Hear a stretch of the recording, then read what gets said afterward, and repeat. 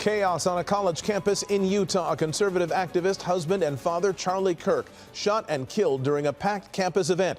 His killing being called a political assassination by investigators. They say he died from a single gunshot, which, from what the evidence indicates, was fired by a lone gunman. Charlie Kirk's shooting death being condemned from those on all sides of the political spectrum. Tonight, his killer remains a mystery and is on the run as investigators now say they are searching, quote, multiple active crime scenes. We have live team coverage tonight from the investigation to the fallout to the closer look at the troubling history of political violence in America. We begin with Eyewitness News reporter Josh Haskell. He is live at the campus in Orem, Utah with what's happening there tonight. Josh. Mark, good evening from a very somber Utah Valley University campus where 40,000 students attend, but school is now closed until Monday. It is a massive crime scene following the murder of conservative activist Charlie Kirk. The FBI is here, law enforcement from surrounding communities. We have seen them take over campus buildings. I want to show you the area where the shooting happened is behind this sign, that building in the distance behind that building. Back here at the Utah Valley University sign, you can see that supporters of Charlie Kirk, they have left flowers as investigators try and locate the shooter. Horror on a college campus in Orem, Utah. Charlie Kirk, one of the most prominent conservative activists in the country with close ties to President Trump, shot and killed as he addressed a crowd of hundreds. The event billed as the American Comeback Tour, a lively discussion of freedom and America. Kirk revving up the crowd. That's a lot of people, Utah, I'll tell you what.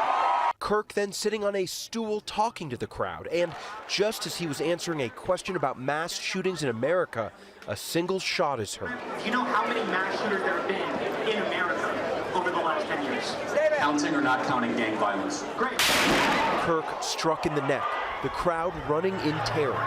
Witness Sarah Truel attending the event in between her classes. Just one shot straight into Charlie Kirk, and that was it.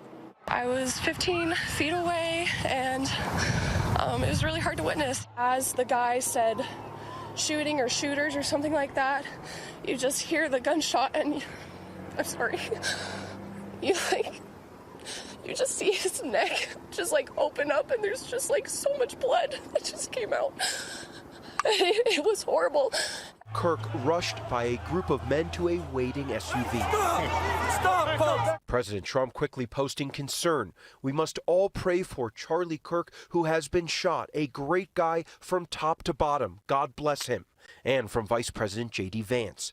Say a prayer for Charlie Kirk, a genuinely good guy and a young father. Law enforcement racing to the scene.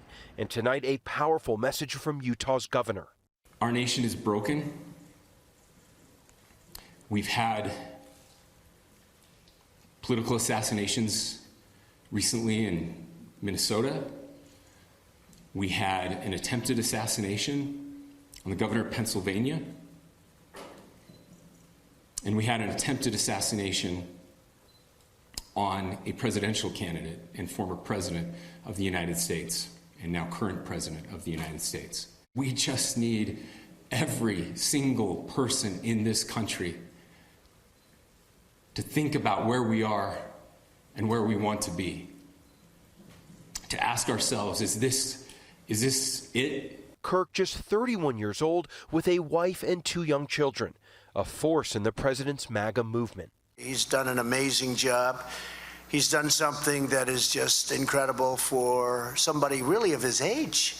You need tremendous talent to do what he's done. Mobilizing young conservatives across the country with rallies on college campuses. He hosted one of the nation's most popular podcasts and was given a key speaking slot at last year's Republican National Convention, where he talked about going to colleges and engaging in debate.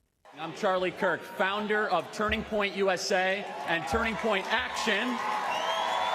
I talk to a lot of young people on campuses, at our events, on my radio show, podcast, and social media. Said differently, I visit college campuses so you don't have to. A controversial figure, Kirk said he was no stranger to death threats.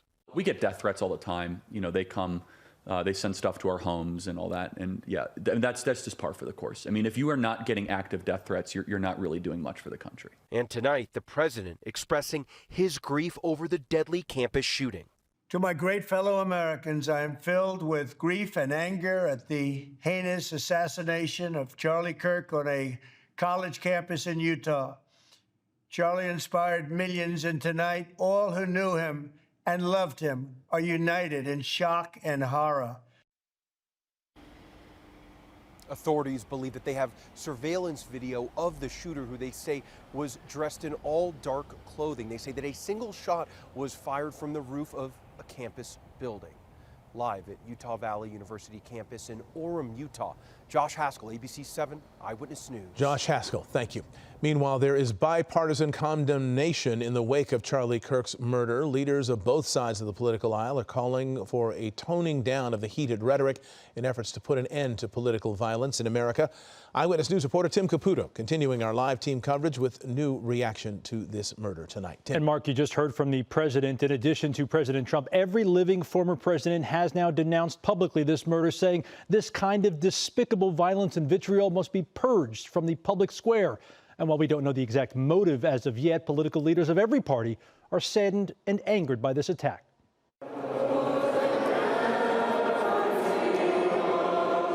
A packed state capitol in Salt Lake City, one of several small vigils in Utah tonight honoring and remembering Charlie Kirk. It just blows my mind that someone would have enough hatred to feel the need to do that to someone else just because they disagree with what they're saying. Kirk, only 31 years old, was killed while doing what made him famous, visiting countless college campuses over the last decade to debate students and teachers, offering conservative viewpoints to a traditionally liberal audience. He genuinely respected and genuinely loved, in a Christian manner, the people on the other side of the table. He didn't hate anybody. You know, he had vigorous debate, but that's kind of the point. But that vigorous debate at times was viewed as vitriolic, especially when he spoke about the trans community, like here at UCSD a few months ago. Well, women would never want to be in men's sports because they can't compete, because at the core of transgenderism is a pursuit to steal and cheat. Kirk drew criticism, but also respect, even from those on the other side of the political aisle, including Governor Gavin Newsom, who invited him on his podcast.